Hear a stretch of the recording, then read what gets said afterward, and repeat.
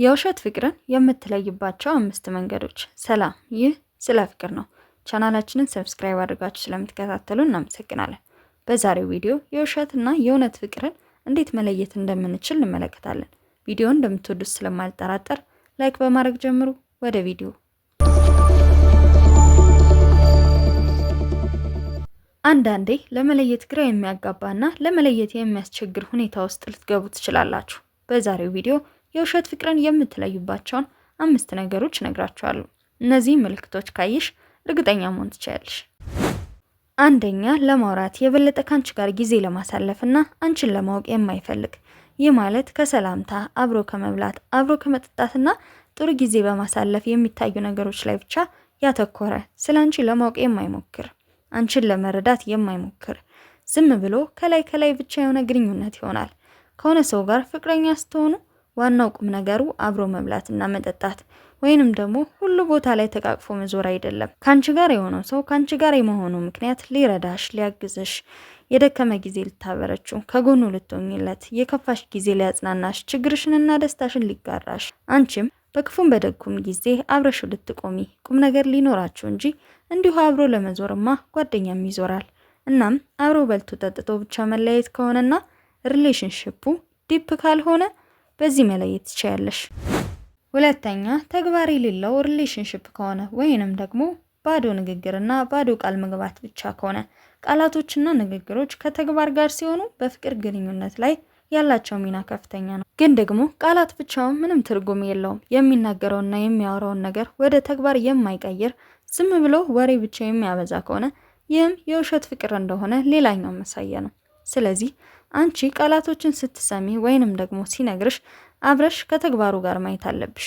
እኔ እንዲህ ነኝ፣ ይህ አለኝ፣ ይህንን አድርጋለሁ፣ ሌላም እያለ የሚያወራውን ወስደሽ ተቀብለሽ በጭፍን መሄድ የለብሽም። ካላንቺ መኖር አልችልም ምናምን እያለ ነገር ግን አንቺን ለማወቅ የማይሞክር፣ ስላንቺ ስሜት ግድ የማይሰጠው፣ ለወደፊታችሁ የማይጥር የማይለፋ ከሆነ በትክክልም የሚያደርገውን አስተውለሽ መጠንቀቅ ይገባሻል እንጂ በቃላት ብቻ ስላወራሽ መታለል የለብሽም።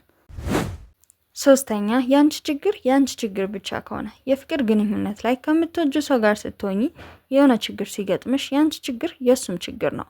እሱም እንደዛው የሆነ ነገር ሲገጥመው አንድ ላይ እስከሆንሽ ድረስ አንቺም ይመለከትሻል። ከዛ ችግር እንዲወጣ ትሞክሪያለሽ፣ ትጥሪያለሽ፣ ያለበትን ሁኔታ ትጠይቂዋለሽ ምናምን።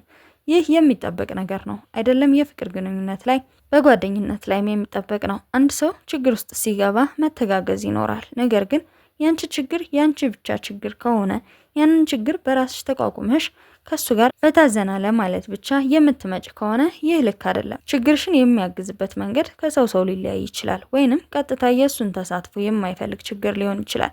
ነገር ግን በተቻለው ያክል ከሀሳብ ጀምሮ እንዴት ሆነልሽ፣ ምን ላይ ደረሰልሽ፣ ምን እየተሰማሽ ነው፣ አይዞሽ ያልፋል እያለ ከጎንሽ ሊሆን ይገባል። ነገር ግን ፓርቲሲፔሽን የሌለው አንቺ ችግር ውስጥ በምትገቢ ጊዜ እሱ የሆነ ዳር ቁጭ ብሎ ከዛ ችግር ወጥተሽ እስክትመጪ ድረስ የሚጠብቅሽ ከሆነ ማለት እኔ ጋር ስትመጪ ሙድሽን አስተካክለሽ ፈታዘና ለማለት ነይ አይነት ነገር ከሆነ ይህም ትክክል አይደለም። ነገር ግን ሪሌሽንሺፕ ዓላማው መተጋገዝና መጥፎም ሆነ ጥሩ ጊዜያትን አብሮ ማሳለፍ ነው። የፍቅር ስሜት በራሱ ይህንን እንድናደርግ ያስገድደናል። የውሸት ፍቅር ሲሆን ግን ይህንን ማድረግ አንችልም። ስለዚህ ያንቺ ችግር ያንቺ ብቻ ከሆነ እዛ ሪሌሽንሺፕ ውስጥ መሆን አያስፈልግሽም። የሚወድሽ ሰው ኖረ አልኖረ ምንም ትርጉም የለውም። አራተኛ፣ ለአንቺ ከማሰብ በላይ የመቆጣጠር ነገሮችን ካየሽበት፣ የት ገባሽ፣ የት ወጣሽ፣ ለምን እንደዚህ ያደረግሽ፣ ለምን ተደወለልሽ፣ ለምን ታየሽ፣ ለምን አናገረሽ እያለ እያንዳንዱ ነገር ላይ ጥያቄ ማብዛትና መቆጣጠር ማለት ነው። አንዳንድ ጊዜ ይህንን ነገር ከፍቅር ጋር እናምታተዋለን። በእያንዳንዱ እንቅስቃሴሽ መወሰንን የሚፈልግና አንቺን ከምትፈልጊው ነገር ሊገድብሽ የሚሞክር ሰው ጋር መሆን በጣም ከባድ ነው። በእርግጥ በዚህ ብቻ ሰውን ይወደኛል ወይንም ደግሞ አይወደኝም ማለት ያስቸግራል። ነገር ግን ብዙ ጊዜ ሰዎች ፍቅራቸው የእውነት ሳይሆን ሲቀር የሚያደርጉት ነገር ነው። ብዙ መቆጣጠር ጭንቀት ውስጥ ይከታል።